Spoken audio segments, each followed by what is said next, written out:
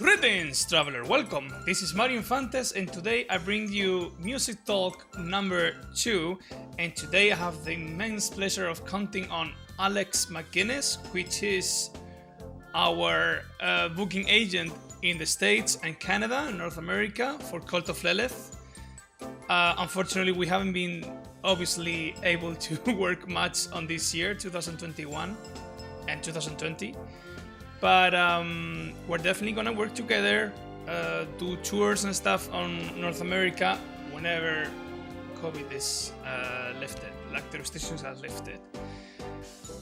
Stay with me. This conversation is super interesting. If you're a musician, an artist, growing up now, you should definitely listen to this chat. Like, it's super interesting. We talk about all kinds of stuff, all kinds of promotions, ways to grow as a band, grow the audience. So stay with us and enjoy the chat. Welcome everyone, this is Mario Infantes, and I have the pleasure today of counting with Alex McGinnis. Did I pronounce your name correctly? Yeah, you did. You're good. All right. So Alex McGinnis is our booking agent in the States and Canada, basically North America, for Cult of Lilith. I mean, right now there's not much to do, though. Yeah, no. But we are hoping that once the the whole restrictions are lifted, once this whole COVID situation is sorted out, we're gonna start working and doing great things. So, Alex, for everyone who doesn't know you, please tell us about yourself a bit. Yeah, I'm Alex. I work for Satellite Touring out of Nashville, Tennessee, and I also work as an artist manager for 10 and 8 Management, also based here in Nashville, Tennessee. Been in the industry for a little over 10 years now. Just started out working in radio. That was like my first passion. Was I wanted to be a radio host, a radio DJ, I wanted to work in the radio world. And then management kind of fell in my lap, and then booking soon after that. So it's pretty much my story in a nutshell is just management and booking fell into my lap. It wasn't even like I was looking for it. Nice. And how is it going these days then? Well, with the pandemic, it sucks. Most of my management clients are all, they're in that in-between stage from being independent to wanting to sign to a label and wanting to keep moving forward. Yeah. And when you're in that realm, really your main key of income is touring. You know, a lot of it, especially in the rock world, is all touring. And right now, since there's no touring happening, a lot of my guys are just having to sit and kind of just take the loss. You know, we've been trying to find other ways to make some money through streaming and merch and other unique options, but it doesn't even compare to what we could be doing on the road right now. I know.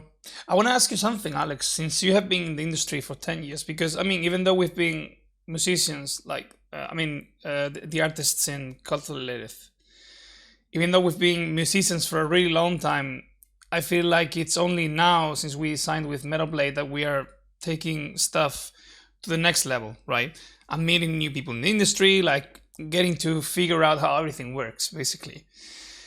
I want to ask you, since you've been for this long in the industry, do you think that the industry is gonna really shift? Like, it's gonna be a change completely, like in how tours are being done? Like, probably there's gonna be way heavier use of the Twitch channels, like live streaming and stuff, instead of touring, even when the virus is gone and everything is back to normal. You know what I mean?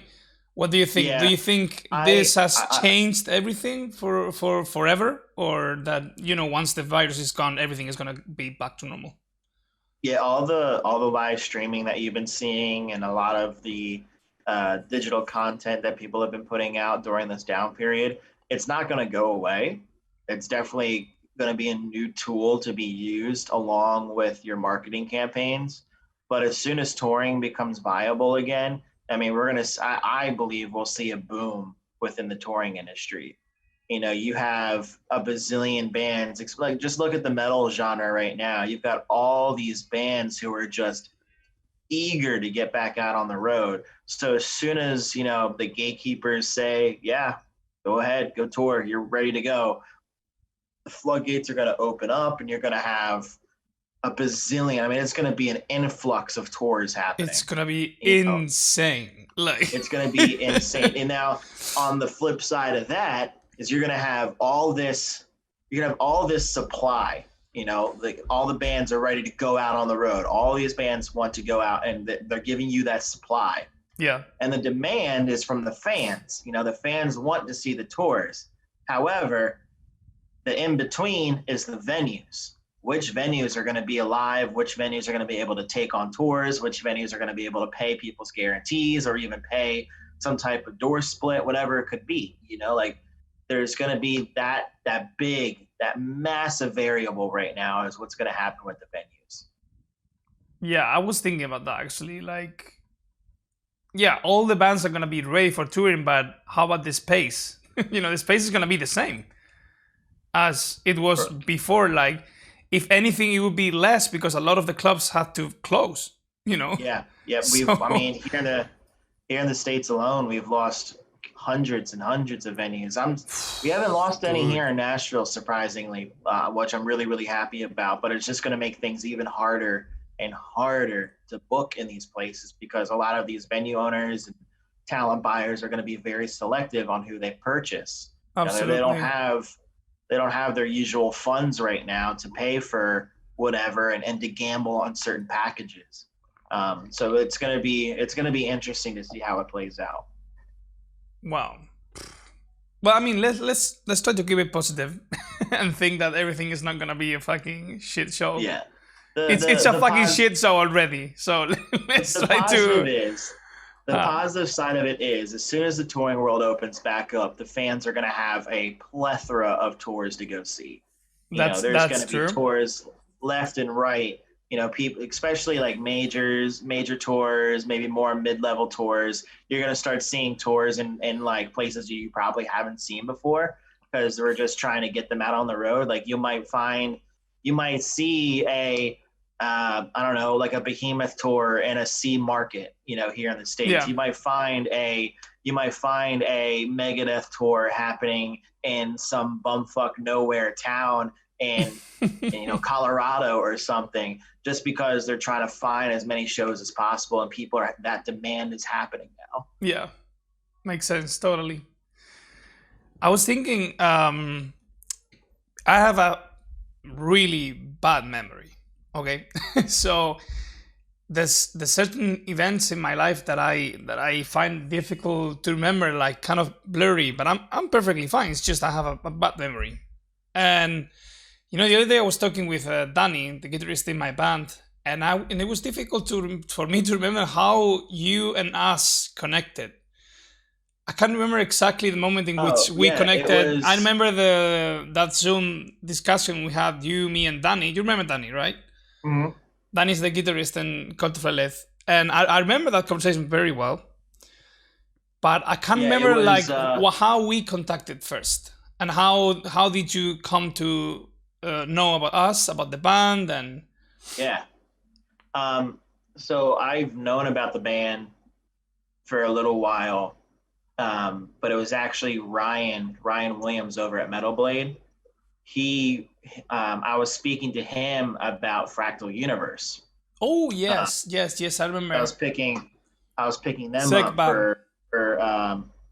up for North American representations as well. Yes. And Ryan was like, "Hey, by the way, we just signed this new artist, Cult of Lilith. Take a listen." And he sent me the Mara album like well before it even came out. So I had it. So hey. I had it. I jammed that thing left, right, front, center. Man, that was a great record. And I was like, yeah, thanks, I mean, these guys have it. I'm definitely interested. And Ryan linked us all together. Okay, so it was Ryan. Man, Ryan, it's the man also. Like he has done so much for us. Actually, he was the first one who kind of bet on us in Metal Blade. Yeah. And it was because Dave Otero basically told him that he should listen to us, and he was the one who, kind of proposed us to Metal Blade to Brian and stuff. Well, that's good. So we owe him a lot, actually. And yeah, I mean, what can I say? I fucking love the guy. I fucking love the Black Dahlia Murder, one of my favorite bands for sure. And when I knew he was the bass player, like the former bass player there, I was like, fuck yes. I was like, yeah, I'm so in. Man, absolutely. But for me, it's Metal Blade. Man, there's so many sick bands in the rooster. Like, for me to begin with, when I first saw that email from Metal Blade and like the offer to join the roster, basically, I could only think about Igor. Oh like my God. being in the same label as Igor, dude. For me, that's the maximum fucking. No, I would have. If I was in your shoes, I'd be freaking out at the fact that Behemoth is signed to that label. Oh yeah, Behemoth. Yeah. See, you're a big fan of them, right? I am a huge Behemoth fan. Yeah, they're sick, man. They're fucking sick. I mean, I have their fucking like their artwork on my hand. Okay, that's holy shit. Yeah, that definitely speaks. So, yeah. Sick, dude. Yeah, Behemoth, they're my boys. I love that band so fucking much. So I mean, it's Metal Blade having you guys sign a Metal Blade. That's definitely a big thing for you guys, and I'm really excited to be able to work with the whole team over at Metal Blade as well as the band yourselves. Yeah, man. There's one thing, because people think when they see that we are signed with Metal Blade and being new band, a fairly new band, everyone thinks that all the production of the album comes because of that, like, oh, look at those super nice video clips and the production of the album, but all that was sorted before signing with Metal Blade. Yeah. Like, we paid for everything. We paid for the album. We had the production of the album finished, everything finished, and then we started looking for labels. Yeah, and then they picked it up. Exactly. That's usually how it's gonna play, but that's good. And then they'll help you with the direction on the next record. Yeah, exactly. And it makes you get perspective on, because before, when you don't know much about the industry, you tend to think wrong about the bands. You tend to think, like, for example, you think bands that are fairly successful, that they completely earn a living out of the band. But I'm just giving an example. You think something of bands that you don't know or an industry that you have no idea about, and once you get in the industry, like, it's like taking the veil out. Like, I'm discovering so much stuff since I kind of it's not like I've been touring much. I've been in a couple of tours in my entire life. Now when COVID is gone, I think it will change, but I feel like there's so much stuff that I thought I know about the industry and I have no fucking clue. Like, no clue. Man, I've been in the industry for 10 years and I'm still learning things. Yeah, okay? Exactly. It's an ever-changing industry. It's not something you can learn once and you're good for the rest of your life. Every day something new happens. I mean, just look at what happened with the pandemic. The pandemic hit and now everyone had to learn how to do live streaming and everyone had to learn how to become a direct-to-consumer seller. Everyone had to learn how to use, their product more as like a t-shirt store or an apparel store than an actual merch store used to help promote music. It was a whole new change in things. It is kind of stressful sometimes, to be honest, like, because it's something you need to learn about a whole new world, basically. Yep. And if it wasn't enough with, like, trying to create something unique and in music, I mean, now you have to figure out all these marketing fucking strategies and like all the content creation. I am enjoying it though. Like, I'm enjoying creating content for YouTube and Twitch and stuff. Well, that's good. But I feel like I don't rest, at all. Yeah. It's definitely makes things a lot busier. And Absolutely. I'm glad I'm not in a band because I'm not good with the content shit. I would What never What do be you able to mean? keep up with Like it. keep creating content and shit? Yeah, I would never be able to do that. Yeah, the consistency, man. It's yeah. I mean, and it goes because of course sometimes you get feedback, and that feedback kind of kicks you in, and you want to keep creating stuff. But some of the days you're not feeling it, and Yeah, you know how you have to be consistent because it's the only way to keep being relevant, basically, to the audience. Otherwise, you're just lost in a pound of million fucking bands. yeah, yep, So it is quite stressful. I try to be in perspective. I try not to compare myself to anyone else. Because of course the social media is there. You're seeing people being successful every single day, blah blah blah. But I think I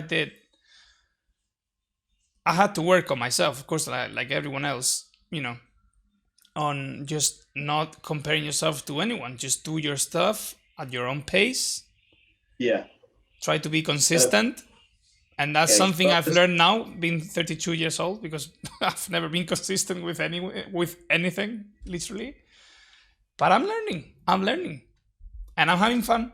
And I'm stressed as fuck, but I it's mean, good. right now, and right now is the best time to learn because there's so much downtime with touring not being a thing, and Exactly. there's not many people are releasing full length records right now. There's a lot of sitting on your ass trying to figure out what to do. So now's the perfect time to learn. Ah, now that you mentioned that, I want to pick your brain on what do you think about this new way of releasing music? Like it feels like the format of the length album, like the LP album, is kind of dying out. Probably not in metal, but in other genres for Yeah, sure, like rap and yeah, stuff. Everyone is just releasing single after single. yep, And I'm gonna give you my opinion, and I want to hear yours. yeah, My opinion is that I understand that this is the natural change with everything going, like the attention span, it's completely fucked up. So people just need to be stimulated continuously. But I feel like this whole new way of releasing music, just creating, there's so many people I've heard that already like 10 times, like this or that artist is gonna release a song every Friday in 2021. And that makes me think like we are sacrificing the quality of music for just, you know, keep doing shit. You know what I mean? yeah, And it's yeah, like, yeah, yeah, like you can't make very good songs in a week. Sometimes you will, like, because sometimes it works like that, like inspiration works like that, and you can get a fucking sick song. I mean, Bohemian Rhapsody was, you know, written in one night, at least the main riff. But that's not always the case. Like albums require a lot of thinking, a lot of work, and at least a good album, that is. So I don't know how I feel about this because I understand is the natural, evolution of it. But then I'm not So comfortable with the idea of releasing a song every week. yeah, I see What do you both think? sides of it. I see both sides of it. Yes. Here's what I think. In metal, full length albums, vinyls are still super important because the I metal do. fan, I feel like, and also with Metal Blade, right? I feel like with Metal yeah, Blade is one of the yep, only, no, not the only, but one of the last labels, big labels that are still like betting on. yeah. But let me be more specific. The genre of metal that people want to buy records Mm-hmm. and buy vinyls are like on the extreme side, on the extreme side of metal. I mean, if you turn on liquid metal on Sirius XM and listen to what they're playing, not all the bands that are on there are probably selling a shit ton of physicals. Mm-hmm. Like a lot of the more mainstream metal bands are Yeah. probably Spirit single. Box, for example, right? yeah, a lot of they're probably running with a lot of the let's drop a single here, let's drop a single there. But Mm-hmm. bands like Cult of Lilith and Behemoth and Cannibal Corpse, I mean, they can drop a full length record and people will buy the shit out of that. Yeah. What I think is when it comes, it's definitely a genre specific thing. For metal, I love the full length records, and I still tell my guys in my more extreme style bands to do, hey, let's do like an EP or let's do a full length. Mm-hmm. But the way you release that full length is what's really important. I prefer to put out 3, 4, 5 singles ahead of time to space out that album as much as possible, because an album is what, it's going to be 10, 12, 13 songs. Mm-hmm. So take 3 or 4 of those songs and put them out 3 to 4 months, one song a month, 3 to 4 months ahead of time. I definitely agree. Them. Yeah, that's still the standard. That's what people have been doing for years now, right? And I think with metal that works best. I think that still works really, really well. Now, I agree. For things like rock, for example, which I really dive in hard with, like the radio rock and active rock world. Mm-hmm. It's all singles. People really just want singles. They want radio hits. What do you mean with rock, Alex? I work with a bunch of different rock artists. So with Conquer Divide, I work with Cold Kingdom, A Light Divided. Mm-hmm. A lot of bands whose music is built for that audience, that fan base who really wants shit right now, right then. They want to go online and they want to stream it. Uh-huh. They want to go online and they want to watch the video and they want it immediately, right? They're not going to sit there and listen. Some will, but not the majority are going to sit there and listen from track 1 to track 12 of the full length. They want to hear songs along the way. So what I try to do with my rock clients is space out that album as much as possible. You say that you don't want bands or you don't want artists to release songs every week, and I agree with that. I don't want them to bump out a song every week because it does reduce that quality. But if you take 1.5 years time to write a full-length record or, several different EPs, if you take that time to really cultivate your music and then space out the release over to, a whole year, you're going to be golden. That's what we're going to be doing with one of my clients, Cold Kingdom, is they have this full-length record that they're working on, but we're not just going to release 2 singles and then drop the album. We're going to space out the singles probably once every month or every other month, all the way through 2021 and to 2022. Are you guys planning on doing videos also for those singles, or just Yeah. Yep. So each single goes with a video. We would do the main singles, like the ones that we're going to push, we're going to push all of them super hard, but we can't afford to do a music video for every fucking single we put out. Yeah, of course. That would be ridiculously expensive. So, we would take the ones that are, probably we know are going to be our most popular, put a video towards that, push that bitch to the moon. And then for the rest of the singles, we will try to come up with some type of video content that can accompany it, but we want to space it out as much as possible to make that as much momentum as possible. And just try to throw shit at a wall and see what sticks pretty much. We want to see what songs are going to get picked up by the radio. We want to see what songs are better for playlisting. But the last thing we want to do is, blow our load on 2 singles and then drop the full length. And then you have that's 9. Not exactly what kind of what we did. Basically, and you don't want to have 9 to 10 months out of the year of no momentum, especially right now when there's no touring. Exactly. When there's no touring, it makes it even harder. So trying to space it out as much as possible is what we're looking to do. I know that was like a really long-winded opinion, but short term, I think the best way to release a record right now is through singles and as many singles as possible, and then drop the full length. I totally 100% agree with that.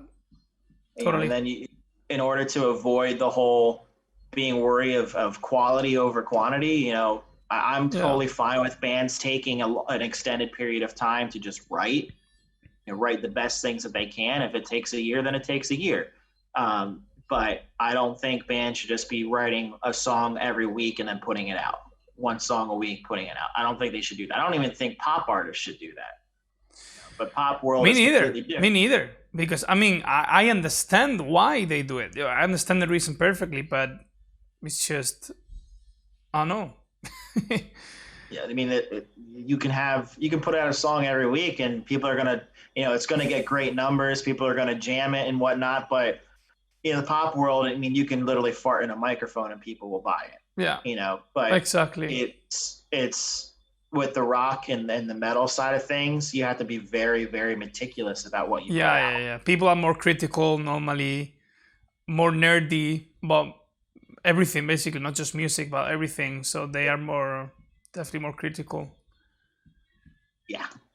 So it's definitely a touchy subject on trying to, and everyone has their own opinion about it. But yeah, I think the way to go is still sticking with, especially in the rock and metal world, putting out as much singles as you can, and then dropping the EP or dropping the physical. That way you can still make money off of those physicals for your diehard fan base. I totally agree. And it's a way also of, it's something in between, these two ways of promoting and. Yeah, and the best way for you to sell an album is touring off of it. Playing in front of people so they can go to your merch table and buy the physical album. What do you think? Sorry, go on. Yeah, I mean, when you're at a show, you can't really stream music, but when you're at the merch table, oh, there's the music all in one spot. I'll buy that right now. Yeah. So they'll buy the album. I mean, True. I had clients who would sell like 200 to 300 copies of a record on an album or on a tour, and then after that, you probably only see maybe 50 sales every month physical because everyone else wanted to stream it. But touring is the best way to push those records. True. I totally agree. I was thinking, what do you think of people, and we sort of mentioned this before, but I want your opinion on this. What do you think of those people who said, let's put examples.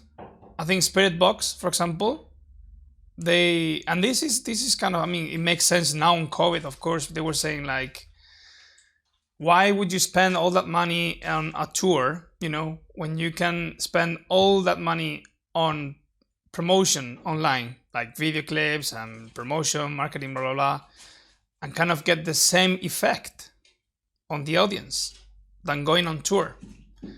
And of course, now it makes sense because no one can tour. But in a world where there's no COVID, what's your opinion on that? Like, if you had a band, would you invest more on, promotion online, take it, I don't know, videos, whatever they did, in this case, Spirit Box? Or would you invest more in, I don't know, like I would getting a huge band to support, and I mean, I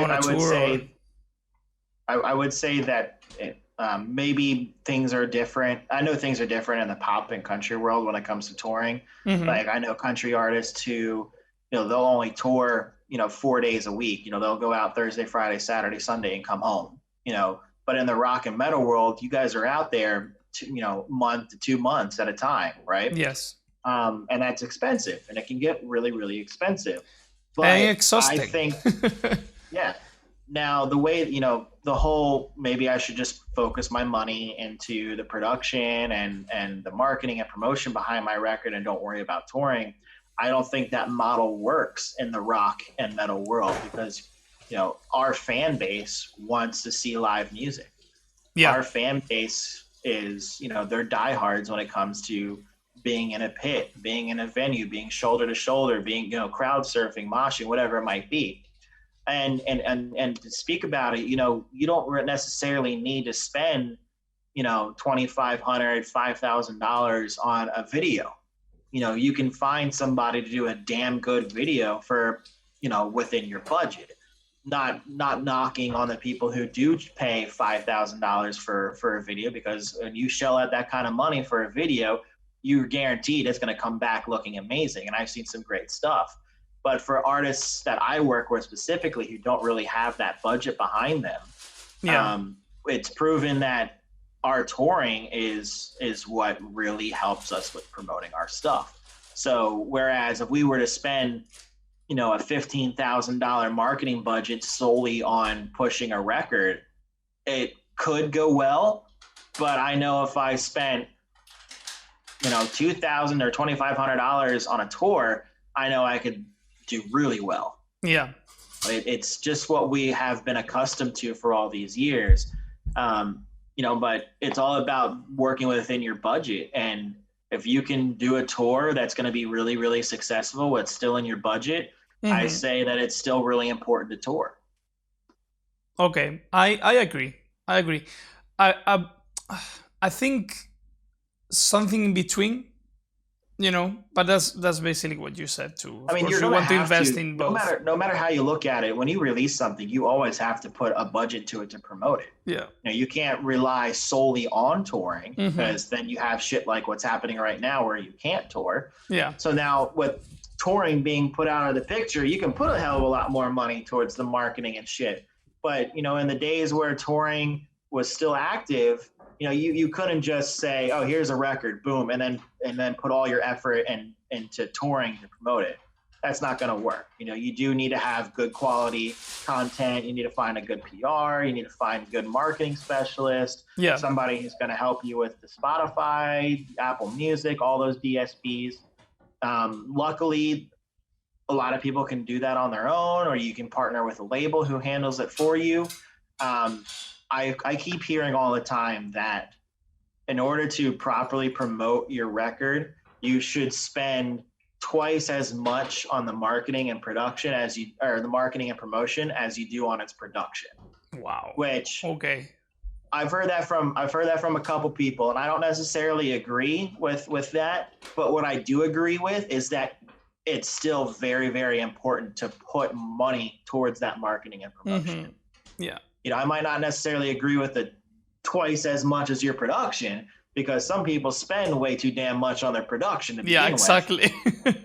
But I do 100% agree that if you're going to spend money on something, you should put a good chunk of it towards that marketing and promotion. Like for example, we never had the budget for, doubling our expenses of the production already.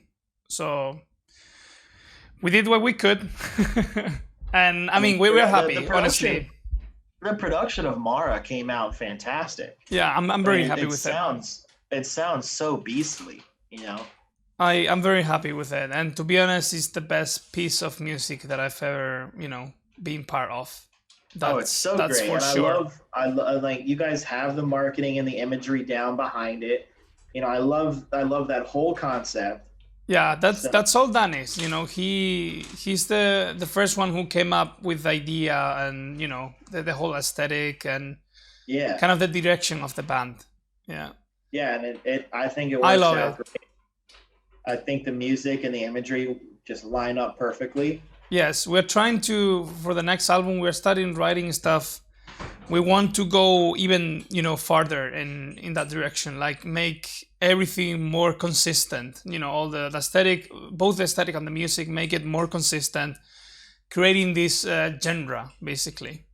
Yeah, you're still sticking with like the Baroque and the classical look and everything. Yeah, we want to make this mixture of the classical influence, the Baroque stuff, but also mix it with the necro-mechanical part, which is the dark topics in general, the dark aesthetic, with the mechanical sound of extreme metal, basically. Yeah.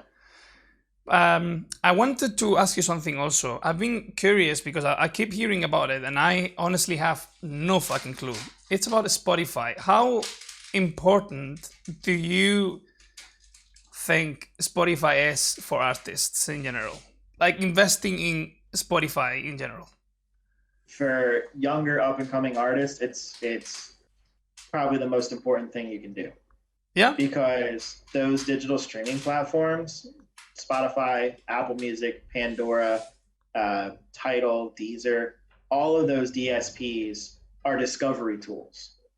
They're not going to be your sole marketing campaign, and you should never just focus on that as your only way of marketing. But that is going to be your number one way for bands or for people, new fans, to discover who you are.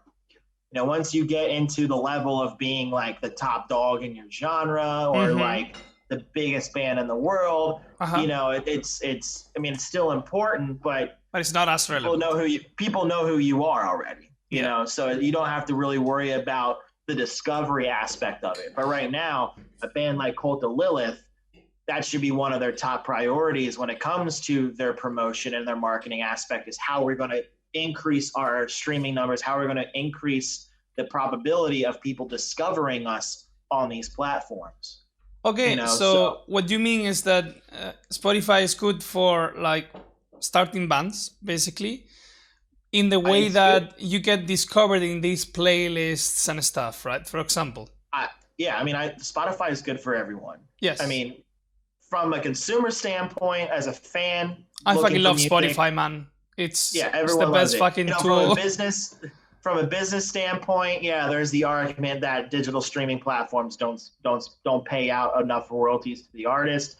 That's a whole different kind of argument we can have, which I can understand that one. But from a manager who's trying to find ways for bands to get discovered, Spotify and Apple Music, all those hands-on are just so important. And it's not just a focus on, hey, it's not just a focus of here's our Spotify, boom, and just hoping people find you. You also need to find ways to cross-promote your Spotify to your already existing fans. You've got to find ways to cross-promote your Spotify, your Apple Music, through all your social media, through all your different content, to try to draw people to Spotify. Because the more followers you have, the more streams you have, the more chances you'll have of landing bigger and better playlists through Spotify, Apple Music, all of that, right? Being a brand new band who doesn't really have any followers, doesn't have any streams, you're most likely not going to land any of those larger editorial playlists, and that's the ones that the fans that you're trying to pull in, those are the ones that they're listening to. Okay, that makes sense. You see, I've heard many different opinions on it, or I also heard the opinion that they don't pay enough the royalties and stuff. But at the end, dude, I discovered so much music thanks to Spotify. Yeah. If it wasn't for Spotify, I would probably not even listen to bands that I know I would love. But it's just sometimes I'm so fucking busy, so stressed that I don't take the bother of looking for them on YouTube, for example. Yep. And I know this sucks. This sounds fucking stupid, but it's the truth. And I'm honest. Sometimes I don't even take that time because I'm fucking stressed and busy. So Spotify gives me the chance to discover so many bands, and just typing like somebody give me a name of the band and they think I might like it. I just type the fucking band. All of this guy fucking loves seeing the discovery, and I like to start from the beginning up to the top always. And if I have to look for, or just try to download their work or buy their stuff on Bandcamp, I do that for bands that I really like already, But when it comes to discovering new bands that you don't know if you will like or not, I think Spotify is a fucking amazing tool. Oh yeah, Spotify and Apple Music are the two that I use. I haven't dove into Tidal or Deezer really much. But Spotify, Apple Music, that's where I find new music, prospective new clients. I also use YouTube a lot still. I'll go on there and search up music videos of bands. But primarily for music Spotify, videos, for sure. Yeah. Primarily Spotify is always on in my house, in my office, in my car. Same here. Always playing something. If it's either a podcast or music, it's always on here. Same. So yeah, I mean, it's definitely, especially with my clients, when we're working on when I'm working on our releases and trying to organize our project releases, I make sure we put a lot of effort into our streaming and making sure that we are cross promoting and making sure that we're getting people to actually follow our Spotify, making sure that they're getting our songs added to playlists, shit like that. It's a big thing. What do you think of musicians, creating these platforms by themselves, like these YouTube channels, Twitch, and stuff? How do you think that helps? Because I have my opinion on it, and I'm doing it, because I think it's beneficial for the band, for sure. But I want to hear your opinion on it. Like, what do you think of this? Did I lose you?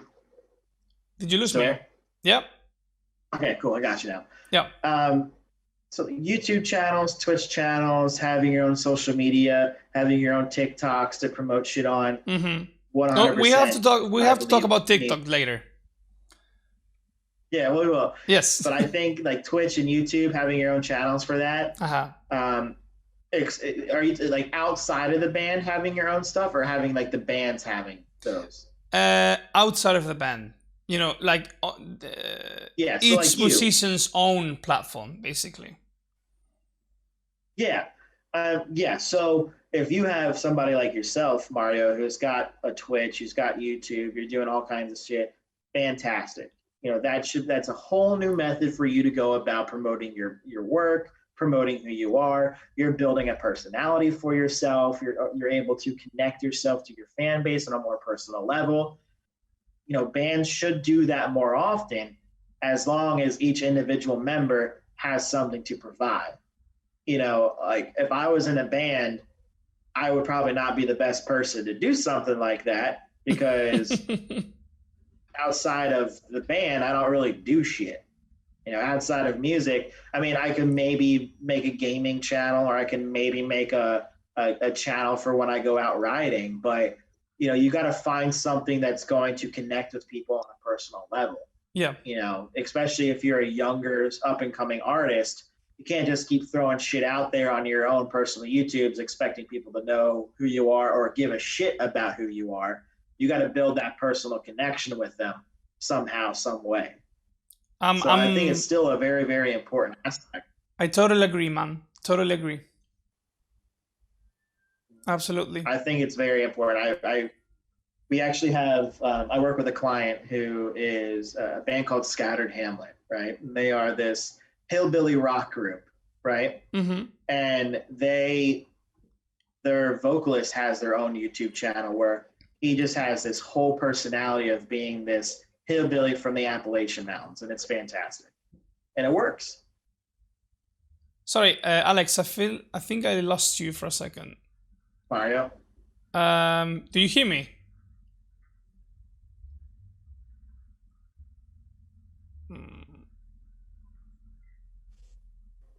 There you go. Yeah, I don't know what keeps happening. Sorry, you were talking about this band. Yeah, so I work with a band called Scattered Hamlet, who's like this hillbilly rock group. They're all rednecks from Appalachia. They're outlaws. Like, they have this whole gimmick and style behind them. And the vocalist, the frontman Adam, has his own YouTube channel that he has dedicated to all outdoor type of stuff, guns, weapons, camping, hunting, a lot of like outdoorsy stuff. And then he has got a bunch of funny videos on there as well, and it does really well with our fan base. So having that thing that's going to connect you personally with your group of fans is going to be a great way to help promote. Absolutely. I think it's very difficult, though, at least for people like me, because I like all sorts of stuff. So it's difficult for me to kind of keep it to a niche, like keep it consistent to a particular niche, or do something that actually connects with people, because sometimes I will feel like singing, some other times I will feel like chatting, some other times I feel like gaming. You know what I mean? And I know it would be more beneficial to create a platform to be strict with that and like focus on a niche, but I've come to terms with that, and dude, I just can't. It's not part of my personality, you know. I just can't do it. I know people who can do it, who can just keep creating certain kind of content forever, and I applaud you, but I just can't.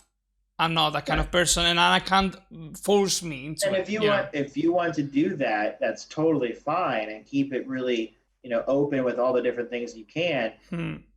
But in order to keep people coming back, is you personally have to make that connection with them. I know. So I mean, if you're putting this content out, and if somebody stumbles across your videos, they're like, hey, I can relate to this guy, and you're building a connection right there. So I mean, it's definitely still possible, and you're doing a great job of it already.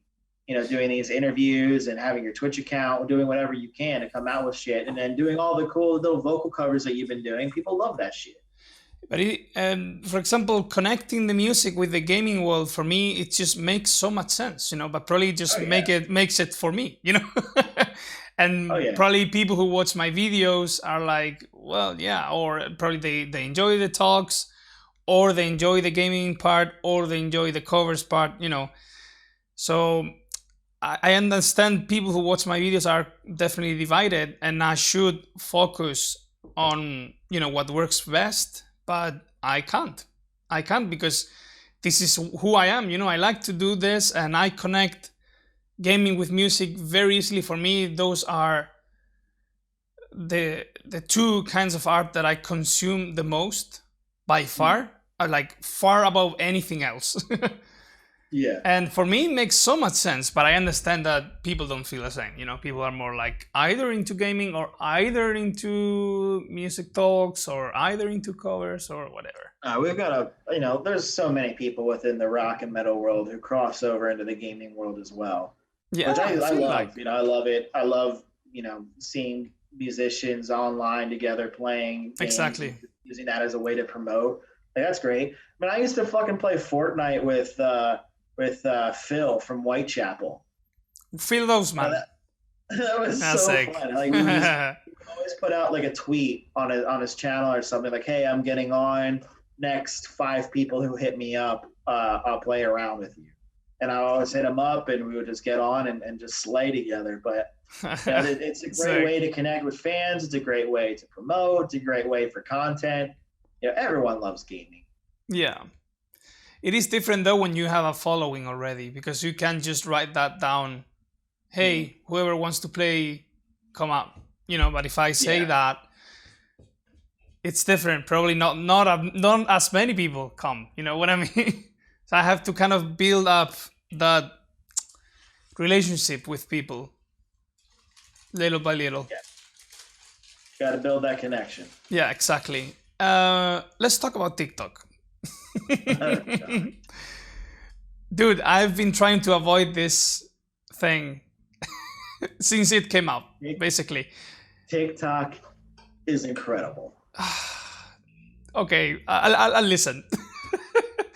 I'll listen because I'm starting to believe, man, and I didn't want to, but I'm starting to see it. So I want people who know about it to tell me about it. I think TikTok is going to be the biggest way for people to promote. Do you know what? I feel the same, and I didn't want to, but I'm starting to feel the same. Yes, and I think it's going to be the largest social media platform in the next couple of years as well. Really? You mean taking over everything else, basically?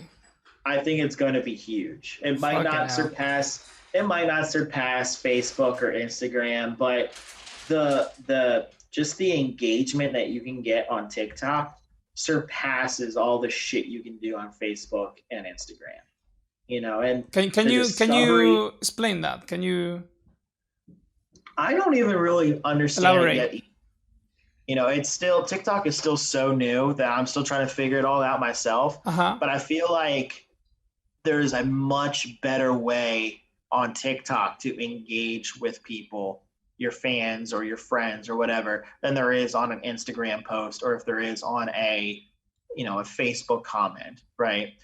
On TikTok, you can do all kinds of shit. I mean, not only do you have the option to comment on people's videos, but you can duet videos. You can take the sounds from their video and use it in your own video. I mean, there's so many things you can do, and it's a great way to continue to cross promote on, several different platforms.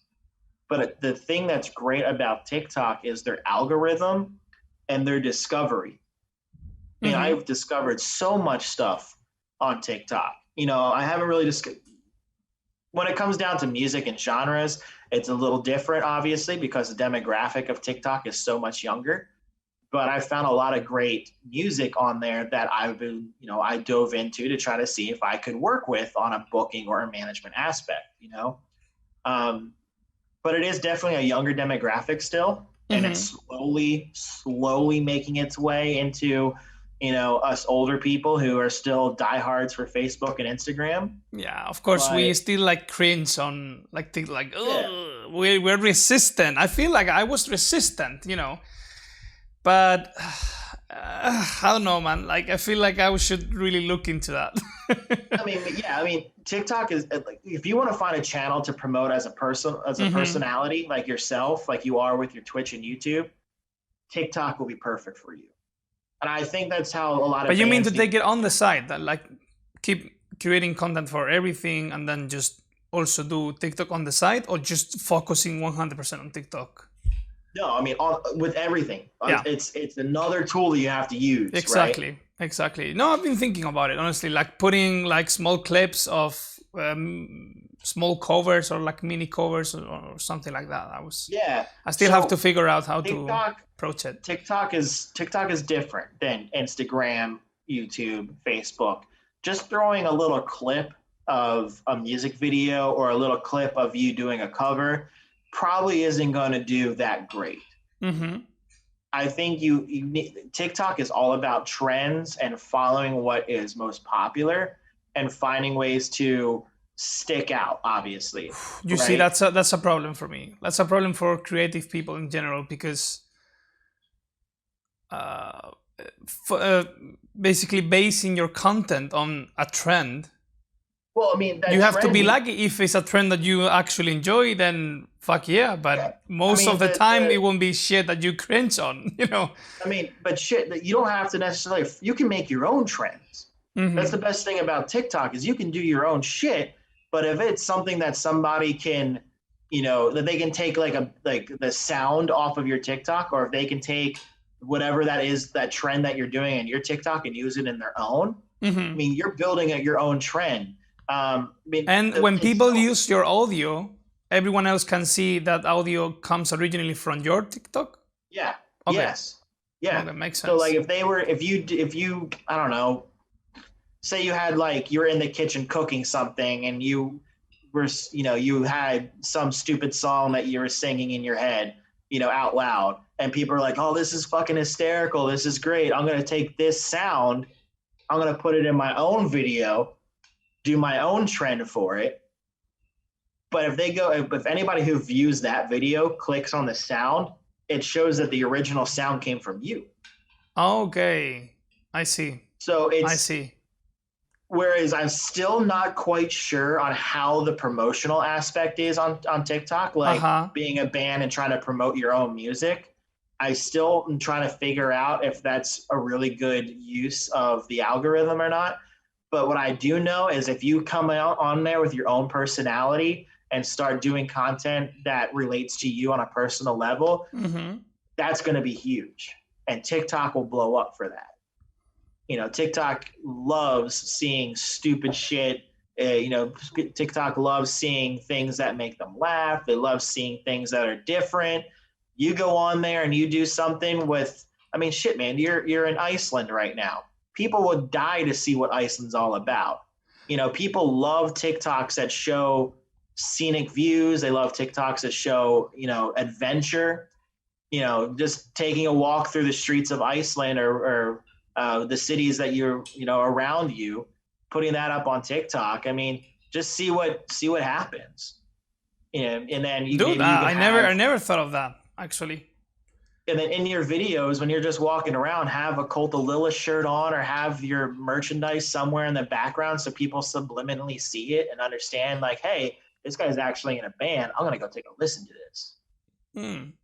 That's pretty interesting. Yeah, sorry, that's pretty interesting, actually. Yeah, it's TikTok is still so fucking new that we still don't really understand. It's very experimental, I feel.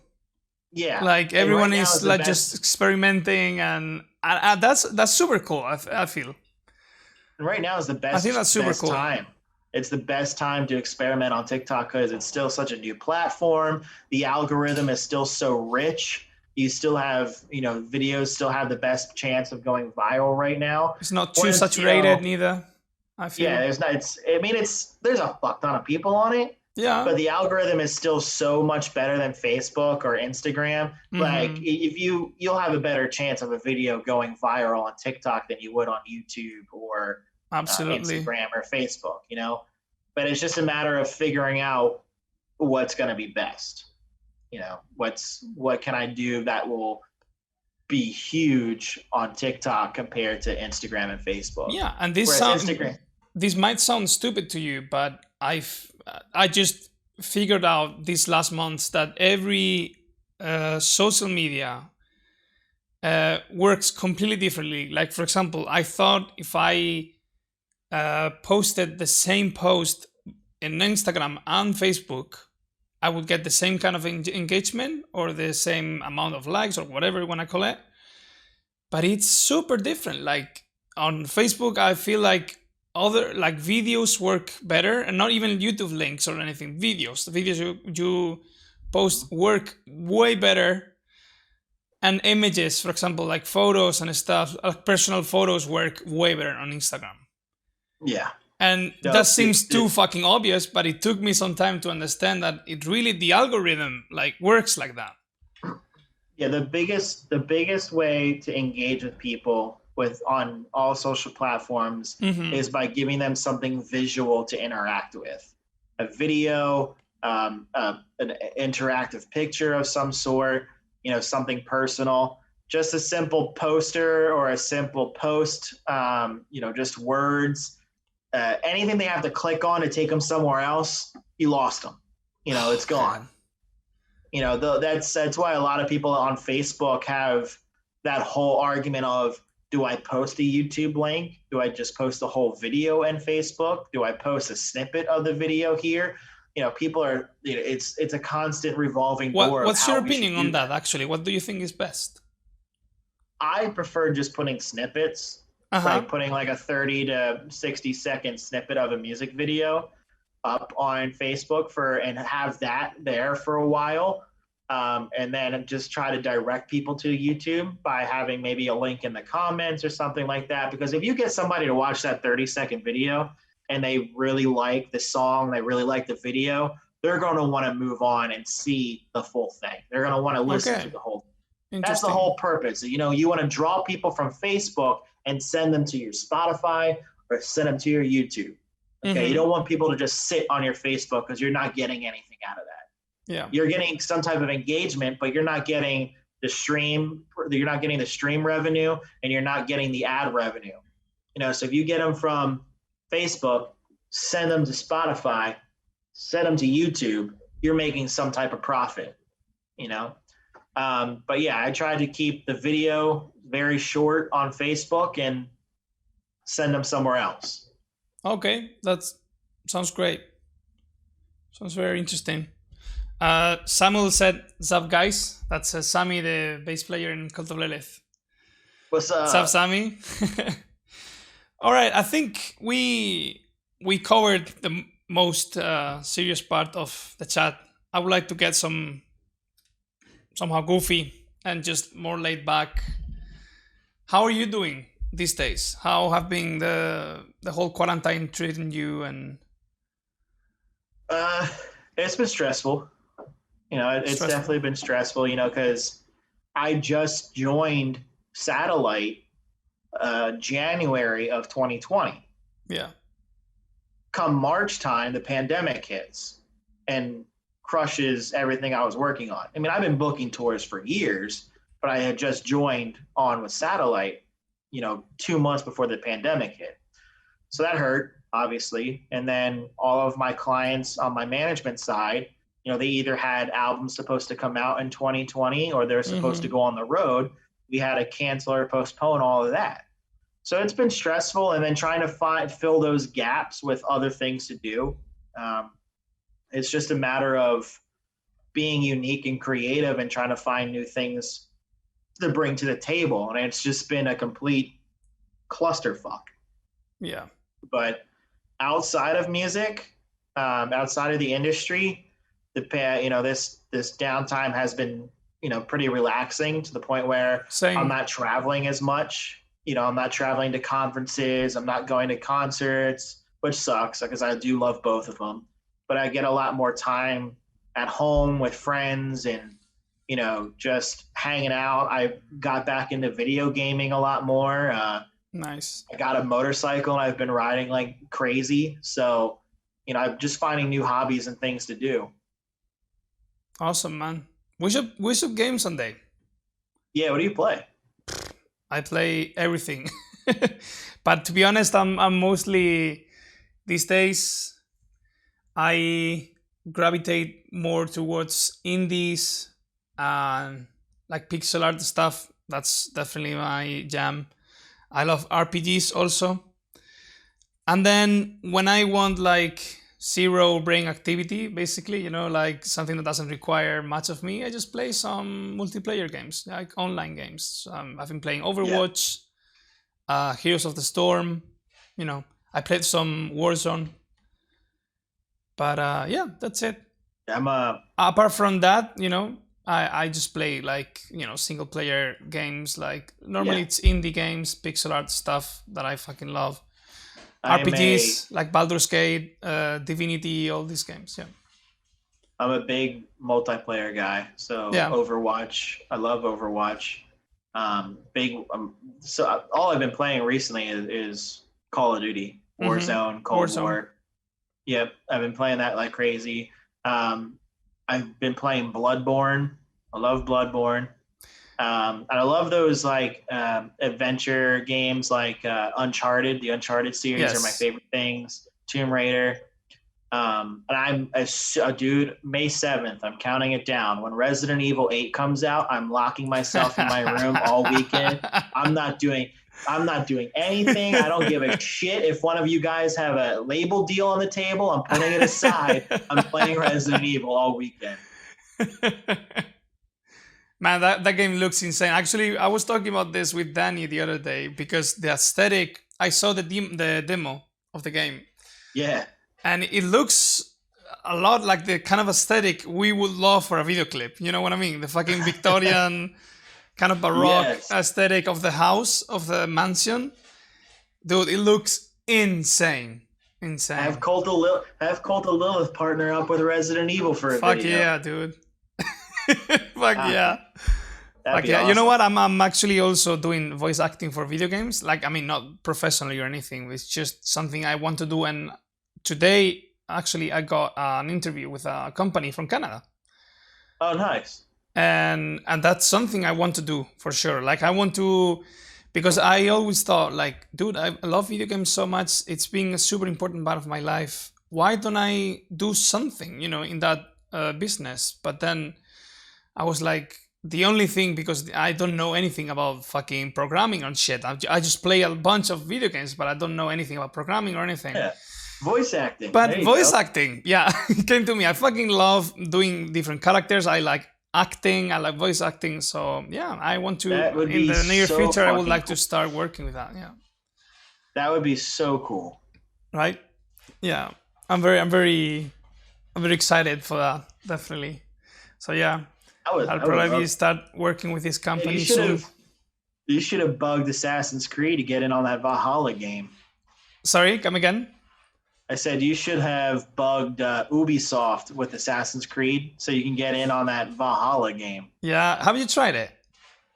I've only played like an hour of it so far, Okay. and when it comes to games like that where there's so much to do, Yeah. like You, there's you so get many like paths. Oh, I get so anxious and overwhelmed that I'm just like, overwhelmed. where do I That's the go? word. Yeah. Like, what am I supposed to do? Do I follow the main story or do I do the bazillion fucking side missions first? I haven't like, tried don't it. know. The last one I did was the one in Egypt, the Origins one. That was a Yeah, cool I one. mean, I haven't played an Assassin's Creed game since Assassin's Creed 3. Oh my god, dude, I fucking hate that game with all my heart. I think it's the absolute worst in the game in the series by far, but it's one of the worst games I've ever played. Man, I don't know. It's been such a long time since I played Assassin's Creed. Before I was in Assassin's Creed 3, I was already confused and lost as all can be. And then playing the 1 hour of Valhalla, I'm like, who the fuck is this? How did I get here? What is this? What is this thing that I have to do? What is the story behind this? I don't understand what's happening. It's like watching the Back to the Future films, but starting on Back to the Future 3 and not knowing. Yeah, I So get you. confused. I kind of like that sometimes. It depends on my mood. Sometimes I'm like, nah, I'm not. No. I'm not in the I mood for need this. Some other times I'm like, yes, I want to fucking explore and have all these choices. And I love it depends. my video games that keep me on a single mind path where it's like I know I got to get from here to there Yes. and kill everybody in between. Call of So I Duty, love basically. that's like why that's why I love Uncharted. That's why I love the Tomb Raider series because Yes. there was one main story and like only 2 or 3 side missions you could do. And it was like, okay, I can keep track of what I'm doing everywhere. I gotta say though, when I played Tomb Raider back in the day, do you remember the first ones? Like back on like early PlayStation and Yes, shit. yes, yes. Back in Vaguely. like in Fucking vague. late 90s. Yeah. Dude, those games made me so confused. Like I was so fucking lost. I couldn't even, I remember I never finished any of those and I played the first 3 games, and dude, I was just so confused. I was very young though. I was But young, back then I was super young too. So I was playing how old are stupid you, shit. Alex? I'm 28 right now. Oh, okay, I'm 32. I thought you were my age, more or less. No. But All like right. back on the original PlayStation console, man, I Yeah. was playing stupid shit like the Rugrats video game, or I was Sick. playing fucking Crash Sick. Bandicoot. I was playing I played Twisted Metal all the time. That Yes. was like my favorite. But I never got into any of the other games. I never really got into those super crazy RPG type of games. Spyro was another big one that I used to play all the damn time. Yeah. Sick, But man. I've always been more on PC, actually. I've always been a PC person. I only have ever owned PlayStation. For me, it's been PC. Like Super Nintendo was my last console Oh wow. until 2017 that I got a Nintendo Switch. Oh my god. Yeah, I have Everything in never owned. between, and now it's been PC always. I fucking love playing on PC. Yeah, I've never owned anything other than PlayStation. Never Mm. PC, not a Wii, nothing. It was PlayStation 1 all the way to the PlayStation 4 today. Oh, And are you getting the fifth one? PS5? I'll get the PlayStation 5 when I get some more money. Yeah, exactly. I just bought a damn motorcycle, so I'm not really able to spend too much on anything right now. Yeah, I bet. Okay, before we finish, I wanted to ask you something. I want to know the worst and the best experience you've ever had with an artist that you worked with. And if you don't have to give names if you don't want to. Yeah. The best experience I've had with an artist, just like what is it, managing or Yes. oh god.